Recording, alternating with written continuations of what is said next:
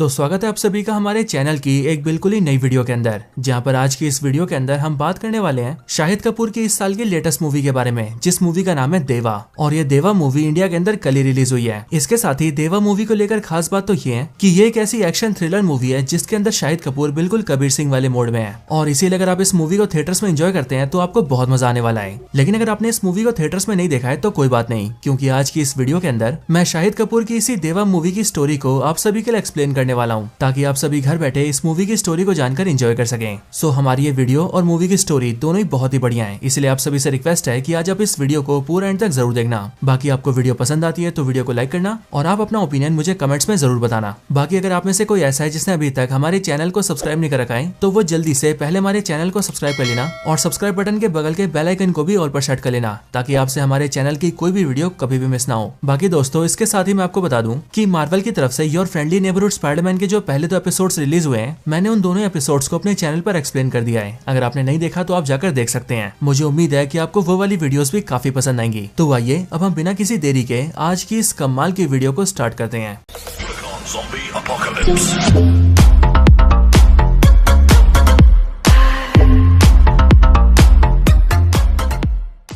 तो इस मूवी की स्टार्टिंग होती है शाहिद कपूर से, और मूवी की स्टार्टिंग में हमें पता लगता है कि मूवी के अंदर शाहिद कपूर का नाम होता है देव आमरे, और शाहिद कपूर यानी कि देव आमरे एक पुलिस ऑफिसर होता है और मुंबई पुलिस के अंदर इसके इंस्पेक्टर की रैंक होती है। और मूवी के पहले सीन में हम ये देखते हैं कि शाहिद कपूर यानी कि देव आमरे अपनी बाइक को ड्राइव करते हुए रोड पर जा रहा होता है। बाइक चलाते हुए देव अपने फ्रेंड को फोन करता है, जिस फ्रेंड का नाम होता है फरहान। और फरहान को फोन करके देव उससे कहता है कि वो जिस केस के ऊपर काम कर रहा है उस केस में खूनी कौन है वो ये जान चुका है, और वो फरहान को उस खूनी का नाम बताना चाहता है। लेकिन यहाँ पर हम ये देखते हैं कि जैसे देव आमरे फरहान को उस किलर का नाम बताता, उससे पहले देव की बाइक का बैलेंस बिगड़ जाता है और उसकी बाइक का एक्सीडेंट हो जाता है। और एक्सीडेंट में देव के सर पर गहरी चोट लग जाती है। एक्सीडेंट देखकर वहाँ पर जल्दी से एम्बुलेंस आती है और देव को जल्दी से हॉस्पिटल ले जाया जाता है। हॉस्पिटल के अंदर देव का इलाज होता है और फिर वहीं पर ही हम ये देखते हैं कि देव ने कुछ टाइम पहले अपने जिस फरहान दोस्त से बात की होती है वो फरहान वहाँ पर उससे मिलने आता है। और वहाँ हम ये जानते हैं कि देव का दोस्त फरहान भी एक पुलिस ऑफिसर है और पुलिस में उसकी रैंक एक डीसीपी की है। साथ ही साथ वहाँ पर देव से मिलने उसकी बहन भी आती है, जिसका नाम होता है अलका। और हम यहीं पर ये भी जानते हैं कि जो फरहान है वो उसकी बहन का पति है, जिसका मतलब फरहान देव का दोस्त तो है ही, बट उसके साथ ही वो उसका जीजा भी है। हॉस्पिटल में इलाज के बाद जैसे देव को होश आता है वैसे फरहान उससे मिलने आता है। लेकिन जब फरहान उससे बात करता है और उससे किलर के बारे में पूछता है तब देव उससे कहता है कि उसे किसी भी चीज के बारे में कुछ भी याद नहीं है। यहाँ तक कि देव को तो ये भी याद नहीं होता कि फरहान कौन है, और उसे ये भी याद नहीं होता कि वो खुद कौन है। असल में दोस्तों, एक्सीडेंट में जब देव के सर पे चोट लगी होती है तब उसी चोट की वजह से देव सारी चीजें भूल गया होता है, यानी कि देव की याददाश्त चली गई होती है। अब ये जानते जो फरहान होता है वो जल्दी से देव के डॉक्टर से बात करता है और वो देव के डॉक्टर से बोलता है कि वो देव की इस हालत के बारे में और किसी को ना बताएं, यानी कि देव की याददाश्त चली गई है, इस बारे में सिर्फ फरहान और डॉक्टर को ही पता होना चाहिए। अब इसके बाद ही फरहान देव को अपनी गाड़ी में बिठाता है और उसे वहाँ से ले जाता है। रास्ते में ही फरहान देव को चीजें याद दिलाने के लिए उसे स्टोरी समझाता है और वो उसे उस केस के बारे में बताता है जिस केस पर वो काम कर रहा था। अब इसके बाद ही स्टोरी स्टार्ट होती है और ये कहानी शुरू होती है कुछ महीने पहले से। आज से कुछ महीने पहले हम ये देखते हैं कि शाहिद कपूर यानी कि देव आमरे एक पुलिस ऑफिसर है, और जैसा कि हमने ट्रेलर में भी देखा है बिल्कुल वैसे ही वो कबीर सिंह टाइप का एक ऑफिसर है, यानी कि बहुत ज्यादा एंग्री और ब्रूटल। साथ ही साथ वो चेन स्मोकर भी है और वो ड्रिंकिंग भी करता है। लेकिन इन सबसे हटकर वो एक ऑनेस्ट और ईमानदार ऑफिसर है जो कि अपने केसेस को भी काफी अच्छे से सॉल्व करता है। हम यहाँ पर ही देव के दोस्त फरहान को भी देखते हैं जो कि डीसीपी ऑफिसर है, और देव आमरे फरहान से अपनी बहन अलका की शादी करवा देता है, जिसके बाद ही फरहान देव का जीजा बन जाता है। यही देव की बहन अलका की शादी में हम एक कांस्टेबल को भी देखते हैं जो कि फरहान और देव के डिपार्टमेंट का ही होता है। बट ये जो कांस्टेबल होता है उसकी बेटी होती है पूजा हेगड़े, जिसका मूवी में नाम होता है दिया, और ये दिया भी इस पार्टी में आई होती है। और इसीलिए हम ये देखते हैं कि जब देव दिया को देखता है तब उसे दिया काफी पसंद आती है एंड इसीलिए वो उससे काफी बातें करता है और फिर धीरे धीरे करके उन दोनों की दोस्ती हो जाती है। अब दोस्तों, इसके बाद हम ये देखते हैं कि मूवी के अंदर देव का फरहान की तरह एक और दोस्त होता है जिसका नाम होता है रोहन, और रोहन भी देव और फरहान की तरह एक पुलिस ऑफिसर होता है। लेकिन देव अपनी बहन की शादी में नोटिस करता है कि रोहन उसकी बहन की शादी में प्रेजेंट नहीं है, और इसीलिए वो अपने दोस्त रोहन से मिलने के लिए वहाँ पर जाता है जहाँ पर रोहन की ड्यूटी लगी होती है। अगले सीन में हम सीधा रोहन को देखते हैं जो कि इस टाइम पर एक नाकाबंदी में ड्यूटी कर रहा होता है, और इस नाकाबंदी के अंदर वो गाड़ियों की चेकिंग कर रहा होता है। लेकिन चेकिंग के दौरान ही वहाँ पर एक मिनिस्टर की गाड़ी आती है, और जब रोहन उस मिनिस्टर की गाड़ी चेक करने की कोशिश करता है तब वो मिनिस्टर रोहन को ऐसा करने से रोक देता है और वो रोहन की काफी बेइज्जती करता है। एंड वो रोहन से ये भी कहता है कि अगर उसे उसकी गाड़ी की तलाशी लेनी है तो वो उस मिनिस्टर के घर आए और वहाँ से चाबी लेकर जाए। और फिर ये सब बोलने के बाद ही वो मिनिस्टर अपने लोगों के साथ वहाँ से चला जाता है। हालांकि इसी टाइम पर हम ये देखते हैं कि वहाँ पर देव पहुंच चुका होता है, और उस मिनिस्टर ने रोहन से जो बदतमीजी में बोला होता है वो सारी चीजें देव देख लेता है। इसीलिए एज ऑफकोर्स ये सारी चीजें देखकर कबीर सिंह को यानी कि देव आमरे को बहुत गुस्सा आता है। सो इसीलिए वो सिंपली अपने दोस्त रोहन को अपनी बाइक पे बिठाता है और उसे लेकर सीधा उस मिनिस्टर के घर जाता है। मिनिस्टर के घर पहुंच के देव उसके सारे गुंडों को पीट देता है और फिर उसके बाद वो उस मिनिस्टर को भी वार्निंग देके उसकी गाड़ी की चाबी लेके गाड़ी ले आता है एंड उसकी गाड़ी को पुलिस स्टेशन में सीज कर देता है। एंड दोस्तों इस वाले सीन से हमें पता लगता है कि देव अपने दोस्त रोहन से काफी प्यार करता है। साथ ही साथ दोस्तों हम ये भी जानते हैं कि जो रोहन है वो भी देव की काफी इज्जत करता है। यहाँ तक कि जो रोहन है वो पुलिस ऑफिसर भी इसीलिए बना होता है क्योंकि उसे देव से इंस्पिरेशन मिली होती है एंड इसीलिए वो हमेशा ही देव की तरह ऑफिसर बनना चाहता है, यानी कि बिल्कुल ऑनेस्ट और गुंडों को सीधा करके रखने वाला। अब दोस्तों इन सारी चीजों के बाद ही हम ये देखते हैं कि मुंबई शहर के अंदर एक काफी बड़ा क्रिमिनल होता है जिसका नाम होता है प्रभात जाधव। और इस प्रभात जाधव ने मुंबई शहर के अंदर काफी लोगों को जान से मारा होता है और इसीलिए पूरी मुंबई पुलिस उसे ढूंढ रही होती है ताकि वो लोग उसे अरेस्ट कर सके। लेकिन दोस्तों यहाँ हम ये देखते हैं कि पुलिस जितनी बार भी उसे पकड़ने की कोशिश करती है उतनी बारी वो पुलिस से बच के भाग जाता है और देखने में ऐसा लगता है कि जैसे प्रभात जाधव को पहले से ही पता हो कि पुलिस उसे पकड़ने आ रही है। अब इसके बाद पुलिस एक बार फिर से टीम बनाती है और प्रभात जाधव को पकड़ने जाती है, लेकिन हर बार की तरह इस बार भी वो जान जाता है कि पुलिस उसे पकड़ने आई है एंड इसीलिए वो अपने अड्डे से पहले भाग जाता है। लेकिन इस बार जाने से पहले वो अपने अड्डे पर एक बॉम्ब को इम्प्लांट करता है, जिसके बाद जैसी वहाँ पर पुलिस आती है वैसी बॉम्ब ब्लास्ट होता है और बॉम्ब ब्लास्ट होने की वजह से कई पुलिस ऑफिसर मारे जाते हैं और काफी सारे घायल हो जाते हैं। अब ये बात जैसी देव आमरे को पता लगती है वैसी वो बहुत ज्यादा गुस्सा होता है, साथ ही साथ उसे दुख भी होता है क्योंकि उसके डिपार्टमेंट के काफी सारे पुलिस ऑफिसर मारे गए हैं और काफी सारे घायल हैं। इन सब के साथ ही पूजा हेगड़े यानी कि दिया के जो फादर थे वो भी एक कांस्टेबल थे और वो भी इस ऑपरेशन के अंदर घायल हो जाते हैं और उनकी टांगे खराब हो जाती है और इसीलिए इस वजह से भी देव को बहुत ज्यादा गुस्सा आता है एंड इसीलिए वो ये डिसाइड करता है कि अब वो प्रभात जाधव को छोड़ेगा नहीं। इसके बाद ही देव रोहन के साथ मिलकर एक टीम बनाता है और कई सारे पुलिस ऑफिसर्स को लेकर सीधा प्रभात जाधव को पकड़ने जाता है। और दोस्तों इस बार के ऑपरेशन में ऐसा लगता है कि प्रभात जाधव पुलिस के आने के बारे में जानता ही नहीं था एंड इसीलिए वो पुलिस से नहीं बच पाता और उसे पुलिस का सामना करना पड़ता है, जिसमें हम ये देखते हैं कि प्रभात जाधव और उसके कई सारे गुंडे पुलिस ऑफिसर्स के ऊपर हमला कर देते हैं। लेकिन पुलिस टीम उन सबको संभाल लेती है और जब प्रभात जाधव वहाँ से भागकर निकल रहा होता है तभी रोहन जाकर उसे घेर लेता है, बट वहाँ पर प्रभात जाधव रोहन को जान से मारने वाला होता है। बट वो ऐसा करता है कि उससे पहले वहाँ पर देव आता है और वो रोहन की जान बचाते हुए प्रभात जाधव के सर पे गोली मार देता है, जिसके बाद प्रभात जाधव की मौत हो जाती है। लेकिन दोस्तों जो देव है वो बाकी सारे पुलिस ऑफिसर से ये बोलता है कि प्रभात जाधव का एनकाउंटर उसने नहीं बल्कि रोहन ने किया है और देव ऐसा इसीलिए करता है ताकि जो रोहन के फादर है वो उसकी इज्जत करें, क्योंकि दोस्तों जो रोहन के फादर थे वो रोहन के पुलिस बनने से खुश नहीं थे और इसीलिए देव ये सोचता है कि जब इस बहादुरी के लिए रोहन को मेडल मिलेगा तब उसके फादर जरूर खुश होंगे। अब ये सब होने के बाद ही जो रोहन और देव होते हैं वो काफी खुश होते हैं और इसीलिए वो लोग साथ में मिलकर पार्टी भी करते हैं। फिर इसके बाद कई दिन बीत जाते हैं और फिर वो वाला दिन आता है जिस दिन प्रभात जाधव का एनकाउंटर करने के लिए रोहन को मेडल दिया जाएगा। इस इवेंट में रोहन को स्टेज पर बुलाया जाता है और उसे मेडल दिया जाता है और फिर मेडल लेने के बाद जो रोहन होता है वो माइक में अपने अवार्ड की स्पीच बोलता है। लेकिन दोस्तों रोहन जैसी अपनी स्पीच को स्टार्ट करता है वैसे हम ये देखते हैं कि कहीं दूर से एक बुलेट आती है और वो सीधा रोहन के हार्ट में घुस जाती है और फिर वो बुलेट रोहन की बॉडी को चीरते हुए सीधा रोहन की जान ले लेती है एंड रोहन उस बुलेट की वजह से ऑन द स्पॉट मर जाता है। इस अटैक को देखकर देव, फरहान और वहाँ खड़े सारे पुलिस ऑफिसर्स दंग रह जाते हैं और किसी को भी ये समझ नहीं आता कि आखिरकार ये हमला किया तो किया किसने है। इसके आगे हम ये देखते हैं कि रोहन की मौत की वजह से देव को काफी गुस्सा आता है और इसीलिए वो ये डिसाइड करता है कि चाहे कुछ भी हो जाए वो रोहन के कातिल को पकड़ के रहेगा। इसके बाद ही देव सीधा फरहान से बात करता है और अब क्योंकि फरहान मुंबई पुलिस के अंदर डीसीपी है इसलिए देव उससे कहता है कि वो खुद ही रोहन के मर्डर केस के ऊपर इन्वेस्टिगेशन करना चाहता है और इसीलिए वो चाहता है कि फरहान रोहन के मर्डर केस को देव को दे दे। इसके बाद ही फरहान भी रोहन के मर्डर केस को देव को दे देता है, जिसके बाद देव जल्दी से अपनी पुलिस टीम बिल्ड करता है और रोहन के मर्डर के ऊपर जल्दी से इन्वेस्टिगेशन स्टार्ट करता है। अब इन्वेस्टिगेशन के अंदर देव और उसकी पुलिस टीम को सबसे पहले प्रभात जाधव के लोगों पर शक होता है और अब क्योंकि दुनिया के सामने प्रभात जाधव को मारने वाला रोहन था इसलिए देव और उसकी पुलिस टीम को ऐसा लगता है कि हो ना हो प्रभात जाधव के किसी आदमी ने रोहन से बदला लेने के लिए उसे जान से मारा है। ये बात जानते ही देव जल्दी से सबसे पहले प्रभात जाधव से जुड़े हुए सारे लोगों को पकड़ता है और उसे जिन जिन पर भी शक होता है वो उसे बहुत पीटता है और उन्हें पुलिस की हिरासत में लेकर उनसे इन्वेस्टिगेशन करता है। लेकिन रोहन के मर्डर के बारे में उसे किसी से कुछ भी पता नहीं लगता है और फिर जब देव को प्रभात जाधव से जुड़े हुए किसी भी आदमी से कुछ पता नहीं लगता है तब वो ये सोचता है कि हो ना हो रोहन के मर्डर के पीछे वही लोकल पॉलिटिशियन है जिसके घर जाकर देव और रोहन ने उसकी गाड़ी जब्त की थी, क्योंकि देव और रोहन उस लोकल पॉलिटिशियन के घर में घुसे थे।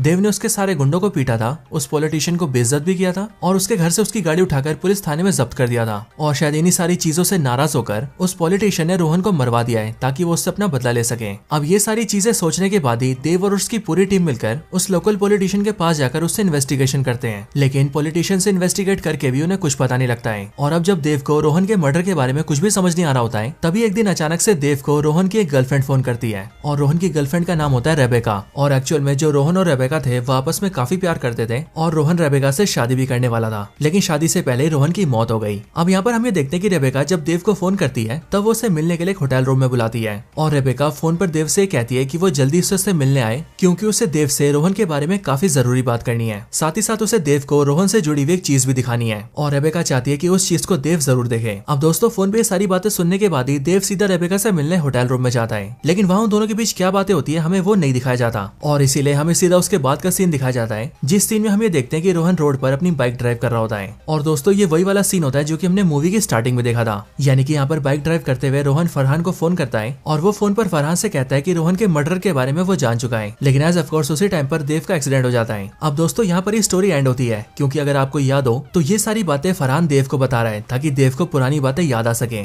स्टोरी के खत्म होने के बाद ही हम ये देखते हैं कि फरहान अपनी कार से रोहन को उसके घर छोड़ता है और जाने से पहले देव के हाथ में रोहन के मर्डर केस की फाइल देता है, ताकि देव रोहन के मर्डर केस के मर्डर के बारे में जान सके, यानी कि उसे याद आ सके कि किलर कौन है, एंड देन वो इस बारे में फरहान को बता सके। अब देव को उसके घर छोड़ के फरहान चला जाता है, जिसके बाद ही हम देव को देखते हैं जो कि रोहन के मर्डर केस की फाइल को पूरी तरह से पढ़ता है एंड उसके बारे में सारी जानकारी इकट्ठा करता है। अगले दिन से ही देव रोहन के मर्डर केस के बारे में इन्वेस्टिगेशन फिर से स्टार्ट करता है और वो अपनी पुलिस टीम के साथ मिलकर उन सारे सस्पेक्ट्स को उठाता है जिनके ऊपर रोहन के मर्डर का शक होता है, और वो बारी बारी करके सबसे इन्वेस्टिगेट करता है। अब हालांकि दोस्तों देखा जाए तो देव को उसके बारे में ज्यादा कुछ याद नहीं होता, क्योंकि एज ऑफ कोर्स वो अपनी मेमोरीज भूल चुका होता है। लेकिन अब क्योंकि देव ने रोहन के केस के बारे में सब कुछ पढ़ रखा होता है, इसीलिए उसे रोहन मर्डर केस के बारे में सारी चीजें पता लगी होती है, एंड दैट्स व्हाई वो पूरी शिद्दत से रोहन के किलर को ढूंढ रहा होता है। अब कुछ दिन बाद ही हम ये देखते हैं कि जो रोहन के पेरेंट्स होते हैं वो अपने घर पर रोहन की शोक सभा रखते हैं, और रोहन की शोक सभा में सभी लोग शामिल होते हैं, यानी कि रोहन की फैमिली और उसके रिलेटिव्स, रोहन की गर्लफ्रेंड रेबेका, देव और फरहान भी।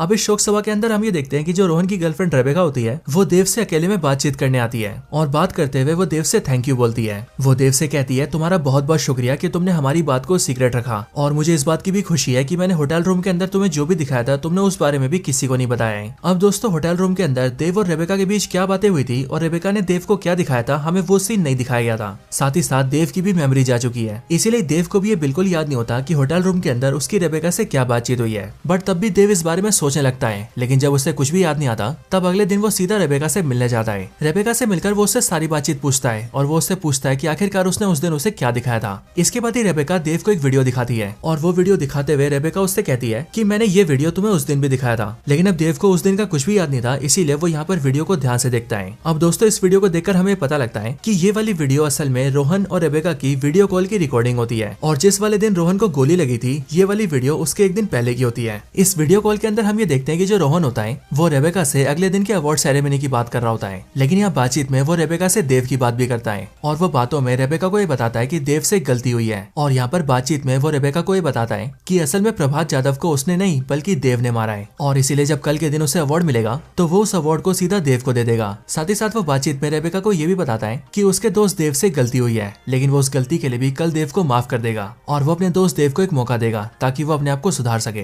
क्योंकि एज ऑफ कोर्स वो अपने दोस्त देव से बहुत प्यार करता है। अब इस वीडियो को देखने के बाद ही देव सीधा इस वीडियो को सीधा फरहान को दिखाता है, और वीडियो दिखाकर देव फरहान से कहता है कि ये वीडियो उसे रेबेका ने दी है। वीडियो देखकर और देव की बातें सुनकर फरहान देव से कहता है कि जिस रात को तुम्हारा एक्सीडेंट हुआ था उस दिन एक्सीडेंट से पहले तुम रेबेका से मिलकर आए थे, और तुम्हारी बातों से मुझे पता लगा कि उस रात को भी रेबेका ने तुम्हें ये वाली वीडियो दिखाई थी, और वीडियो देखने के बाद ही तुमने रास्ते में मुझे फोन करके बताया था कि तुम जान चुके हो कि रोहन का किलर कौन है, और इसीलिए इसका मतलब यही होता है कि तुम्हें रोहन के किलर के बारे में इस वीडियो को देखकर ही पता लगा था, यानी कि इस वीडियो के अंदर कोई तो ऐसी बात है जिस बात को सुनकर तुम्हें किलर का पता लग गया था। अब ये बात सुनने के बाद देव भी ये समझ जाता है कि इस वीडियो में रोहन ने जो भी बात कही है उस बात का क्रिमिनल से काफी गहरा नाता है, और अब इसके लिए देव रोहन के मर्डर केस की इन्वेस्टिगेशन को और भी टाइटली स्टार्ट करता है, एंड वो रोहन के कंप्यूटर, फोन और बाकी चीजों की भी काफी अच्छे से तलाशी लेता है। इसके साथ ही जहाँ पर रोहन को गोली लगी थी देव वहाँ पर भी इन्वेस्टिगेशन करता है, और वो वहाँ पर एक शार्प शूटर को लेकर आता है, एंड उस शार्प शूटर की मदद से वो धीरे धीरे करके इस बात को ट्रैक कर लेता है कि रोहन को उस दिन जो गोली लगी थी वो गोली कौन सी बिल्डिंग से चलाई गई थी, बिल्डिंग के कौन से फ्लोर से चलाई गई थी, किस फ्लैट से चलाई गई थी, और यहाँ तक कि किस एंगल से चलाई गई थी। साथ ही साथ देव उस शार्प शूटर और गन एक्सपर्ट के साथ मिलकर इस बात को भी जान जाता है कि जिसने भी रोहन को गोली मार के उसकी जान ली है उसने रोहन को टाइमर गन का इस्तेमाल करके मारा है। और टाइमर गन दोस्तों बेसिकली ऐसी गन होती है जिसे बस आपको एम करके छोड़ देना होता है और टाइमर सेट करना होता है, जिसके बाद आप कहीं पर भी बैठकर सिर्फ अपने फोन से उस गन से फायरिंग करवा सकते हैं। एंड देव को यहाँ पर पता लग जाता है कि जिसने भी रोहन को जान से मारा है वो रोहन का कोई करीबी है, और उसने बिल्कुल ऐसे टाइमर गन का इस्तेमाल करके रोहन को मारा है। अब धीरे धीरे करके देव को रोहन के मर्डर के बारे में सब कुछ पता चल चुका था, लेकिन बस देव के लिए एक बात जानना रह गई थी कि आखिरकार रोहन को मारा किसने है। अब देव इस बारे में अपने घर में बैठ कर सोच रहा होता है, लेकिन तभी अचानक से उसे अपने घर में एक छोटा सा गन का खिलौना दिखता है, और ये गन का खिलौना बिल्कुल एक टाइमर गन जैसा होता है, और इसीलिए इस गन को देखकर देव को कुछ याद आता है, और फिर थोड़ा सोचने के बाद ही देव को ये समझ में आ जाता है कि आखिरकार रोहन को किसने जान से मारा है। एंड अब रोहन के किलर के बारे में जानने के बाद ही वो जल्दी से रोहन के मर्डर केस की फाइल को तैयार करता है और उसे लेकर सीधा फरहान के ऑफिस में जाता है, और फिर वो उस फाइल को फरहान को देते हुए फरहान से कहता है कि वो जान चुका है कि रोहन को किसने जान से मारा है। लेकिन ये सुनकर जैसे ही फरहान देव से पूछता है कि आखिरकार वो कौन है, उसका नाम बताए, वैसे इस बात पर देव फरहान से कहता है कि तुम रोहन के मर्डर की इस फाइल को पढ़ो, इसे पढ़ने के बाद तुम्हें पता लग जाएगा कि उसका किलर कौन है। इसके बाद ही दोस्तों फरहान उस केस की फाइल को पढ़ना स्टार्ट करता है, जिसके बाद यहीं पर एक स्टोरी स्टार्ट होती है और हम ये देखते हैं कि ये बात आज से काफी टाइम पहले की होती है, बिल्कुल उस टाइम की जिस टाइम पर देव और रोहन ने मिलकर प्रभात यादव को मार दिया था और मारने के बाद वो दोनों बैठकर पार्टी कर रहे थे। यहाँ पर देव और रोहन काफी खुश थे, बट तभी यहाँ पर अचानक से रोहन देव से कहता है कि तुमने प्रभात यादव को मार दिया है और मुझे इस बात की बहुत खुशी है, लेकिन मुझे ये बात समझ नहीं आ रही कि हम पहले जितनी बार भी प्रभात यादव को पकड़ने जाते थे उतनी बार वो हमारे आने के बारे में कैसे जान जाता था। मुझे लगता है हो ना हो हमारे डिपार्टमेंट का कोई उससे मिला हुआ था। ये बात सुनकर देव रोहन से कहता है कि चाहे जो हो जाने दो, अब प्रभात यादव मर चुका है, इसीलिए रोहन को इस बारे में सोचना नहीं चाहिए। लेकिन दोस्तों इसके बाद ही रोहन देव के सामने एक बड़ा खुलासा करता है और वो देव से कहता है कि मैं जानता हूँ कि जो गद्दार प्रभात यादव से मिला हुआ था और जो उसे बार बार पुलिस के आने की खबर दे रहा था वो और कोई नहीं बल्कि देव ही है। एंड फिर दोस्तों हम भी यहाँ पर फ्लैशबैक में देखते हैं कि जब भी पुलिस की टीम प्रभात यादव को पकड़ने जा रही थी तब हर बारी देव प्रभात यादव को फोन करके उसे पहले से अलर्ट कर दे रहा था। अब रोहन के मुंह से अपनी बात सुनकर देव उससे कहता है कि वो प्रभात यादव का साथ दे रहा था उस बात की एक मजबूरी थी, और मजबूरी ये थी कि देव बचपन में बहुत गरीब था। उसका बाप एक बहुत बड़ा शराबी था